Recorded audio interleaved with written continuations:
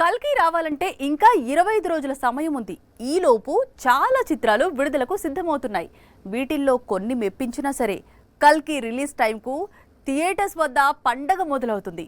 మరి కల్కి కంటే ముందే బాక్స్ ఆఫీస్కు పండగ తీసుకొచ్చేదెవరు? కల్కి కంటే ముందే ప్రేక్షకుల ముందుకు చాలా చిత్రాలు వస్తున్నాయి.